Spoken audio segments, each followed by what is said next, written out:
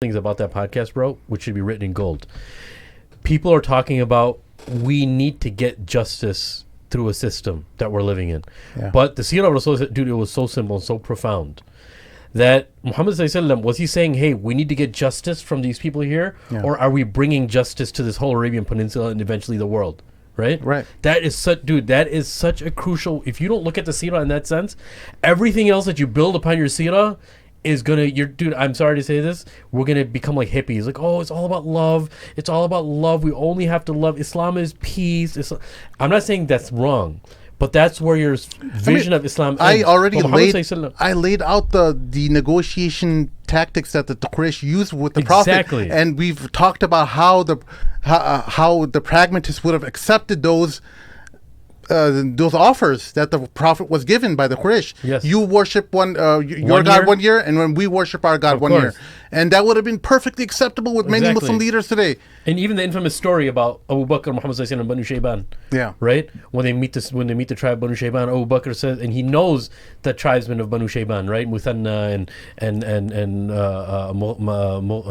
Maghluk ibn Amr and Hani, who are the three generals or the three chiefs of Banu Shayban. And when they leave, and this is a beautiful story, you guys should read it.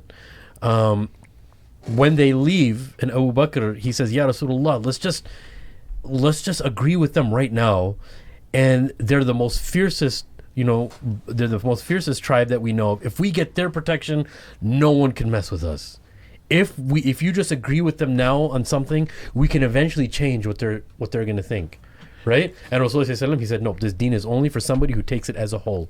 I'm not going to basically take a small portion of benefit right now, because that's not, forget about benefit in this world. A lot of us want to see what's going to benefit in our world, because, we have individual needs and stuff too. But for Rasulullah, it was like, nope, this is not allowed in my deen. I can't do this. Now, was this in regards to like them, what they wanted to accept in certain terms of Islam? No, so not about accepting terms of Islam. This was the phase where Rasulullah was seeking out tribes for protection. He was ordered to seek out tribes for protection of the Muslims and Muhammad himself. Right. Now, there's something that has to be mentioned here, which is very, very worthy of mentioning. Rasulullah, you were talking about putting in the work. Rasulullah had to put in the work, meaning he has to seek out tribes that are going to protect him and are going to be okay with him being the statesman eventually. Are going to see him as the statesman. Okay. That is the summarization of the seerah in Mecca and Medina. In Medina, he's going to be the statesman. That's how it's going to start. In Mecca, he's going to need protection up until then, which is why one of the parts of Am al-Huzn, meaning the year of sorrow, was what happened. Khadija radiallahu anha passed away, Ta'if, and his uncle. Was it just for blood ties, his uncle passed away? Or was it, my uncle was the source that was protecting me and the believers in our da'wah here. When he dies, I have to seek out some. That's when he started seeking out more people, which means that the Nabi of Allah, sallallahu alaihi wasallam, is commanded to wait and seek out tribes. Do you know in that season, that was the Hajj season where he met Banu Shayban? Do you know how many tribes that they met? Banu Shayban was a 26th tribe. Every single one of them rejected Abu Bakr and Muhammad sallallahu alaihi wasallam. In that Hajj season, we're in Hajj season now. May Allah accept all of our ibadat. The 26th tribe, Abu Bakr is like, Ya Rasulullah, that's Banu Shayban. And while they're walking to see them, he's having this conversation. This is all documented in the seerah and the hadith. Ya Rasulullah, this is the tribe. Inna azzan Allah biha'ula. If Allah subhanahu wa ta'ala gives us izzah from these people, no one could ever defeat us. Right? So the reason I'm mentioning all this, the Rasulullah was even put in that situation. Imagine the best of all creation has to go and ask people for protection. That's putting in work, dude, right? And that was a summarization of him in Mecca. That's all he was doing in Mecca. Right. Was seeking protection. Why? To protect and to start a legion of people in Medina that are going to be able to conduct his da'wah to the rest of the world. Okay. That's the summarization of the seerah, bro. And it was, yes, a part of the seerah is that you have to be nice to people, of course. And Islam means peace, yes, at times, of course. And you have to love everybody, yes, of course. But there are times, and when people talk about, they don't talk about what Muhammad's life was in Medina, what he actually went through, how many people he actually had to go to war to. Why were people trying to assassinate him, right? And I'm sorry to go off on this tangent. I know I mentioned that already, but did people not accept Muhammad just because he had nice manners? Like, why were they against him? Was he just calling to good manners and don't worship idols? He was no. against their worldview. He was against their worldview. Yeah. Not just that, your worldview is going to be replaced with me as your leader and Allah's message. Right, That's right. it. Right?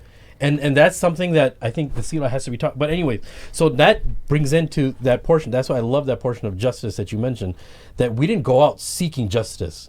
We brought justice to the world. That was a summarization of Rasulullah seerah as far as justice is concerned. Right? That flips the script. We can't go begging people for justice. We have to say, hey, this is what we have, and this is something that you should accept because it's best for you in this dunya and the akhirah. That's all there is to it. Many folks would argue that the Treaty of Hudaybiyah is an example of pragmatism. And what would your response be to that? Very good.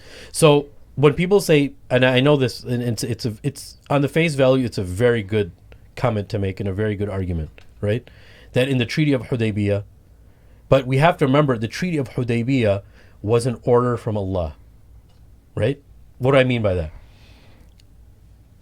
In Surah Al-Fath, when Allah subhanahu wa ta'ala is talking about the Treaty of Al-Hudaybiyah, Rasulullah has a dream. And in his dream, he sees that the Muslims are going and they're doing tawaf around the Kaaba, right? Umrah. So he tells the believers, he says, hey, I had a dream that we went for Umrah. And the Sahaba, they got so excited. So excited, they went in their ihram and all of that.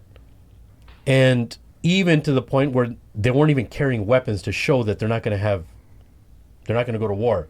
So even people that were coming from other tribes, they saw them, they'd feel ashamed to fight them because they didn't have any weapons, right? Now fast forward here, that the key and the secret to Surah Al-Fath and the Treaty of Hudaybiyah is Allah didn't tell them when they were going to go to Umrah and go and do tawaf, right? And when Rasulullah didn't agree with the terms, or he agreed with the terms, and the Muslims felt that they were getting the short end of the stick, when Muhammad acts, he acts in wahy. He's not acting on his own behalf. Allah subhanahu wa ta'ala made them wait as a test of their patience in a similar way. Like for instance, when Surah Al-Kahf was revealed, right? What did Rasulullah say to the people? He said, I'll have an answer for you tomorrow. Yeah. Right? And the answer didn't come. 15 days later, Allah subhanahu wa ta'ala reveals ayat from Surah Al-Kahf, right? So sometimes Allah subhanahu wa ta'ala, when he makes them wait, that's a victory on its own. So after everything is finished, in the Treaty of Hudaybiyah, which is actually a beautiful story and very gut-wrenching in its own way, what Rasulullah had to go through. But at the same time, at the end, Umar radiallahu anh, he says, Ya Rasulullah, this treaty that you signed, is this actually a victory? He said, Awa fathun hadha ya Rasulullah? So he said, is this a victory? And Rasulullah said, yes, this is a victory. Right? So the victory was not, and this is where I don't like the argument Treaty of Hudaybiyah. The victory wasn't in them doing the Umrah. The victory was that Rasulullah agreeing to the terms and Allah ordering him to do so. The Treaty of Hudaybiyah argument, do you guys understand what I'm saying? Because the Meccans ended up breaking the same terms that they agreed to. They ended up breaking the treaty. Yeah. And that fueled the Muslims even more, gave them a lot more power. And they understood that, oh, this is actually, Allah knew what was going to happen, which is why he told us to do so. All we had to do was be patient. And imagine what happened. And I'm going to get to what you're talking about. It's a very fine reply to it. And just before you do, the shock that Umar radiallahu anhu has is what is really glossed over, because this whole time they had uncompromising attitude throughout the whole thing. Before Islam too. Yes. Before Islam. He said, Ya Rasulullah, we wouldn't even unjustly take or give one date to them, and you're telling us to be okay with this treaty. And the only way that the believers felt remorse after this, which is fine, this is Allah doing their adab, right? Showing them adab, is when Rasulullah comes to Salama radiallahu anha, right? And her tent says, you know what? They're not okay with this treaty. They're not listening to what I'm saying. And she says, Ya Rasulullah, they've been through a really difficult time right now. They're very emotional. Why don't you just shave your head and go and sacrifice your animal, and they'll all follow. So the believers, look, when he goes into the tent, next morning they see him. If you look at Tafsir al-Fath, Surah al-Fath, and the hadith that that are talking about Surah Al-Fath, they said they saw Rasulullah shaving his hair and going to sacrifice their animal, and they said, what did we do? And there's actually narration, it's kind of cute and like beautiful at the same time. They're like, in remorse, they're cutting each other's hair and crying at the same time and hoping Allah's adhab doesn't come down on them, right? But what I'm trying to say here is the victory, if you think the victory was doing Umrah that year, then Treaty of Hudaybiyah would be applicable to the argument that you're saying. But we're not saying that.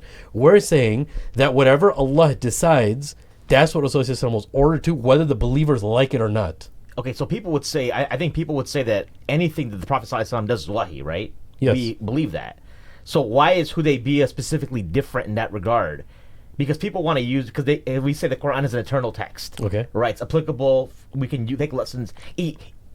Even I was thinking about this morning, like the verse in Surah At-Tawbah that people say, kill them whenever you find them. Yeah. There's context for that. We can still apply it today. There's a treaty gets broken, you make with some kuffar, and they like break it. Yeah, no one's going to be able to do that right now, but it happens in countries all the time. You know what I'm saying? Treaties, yeah, but like, so how, that's kind of the argument is like, I've made is that the Hudaybiyah Treaty is an example of pragmatism that is allowable. Well, right? That's a completely silly argument, because everything in that is leading all the way up to that point is saying don't take any shortcuts.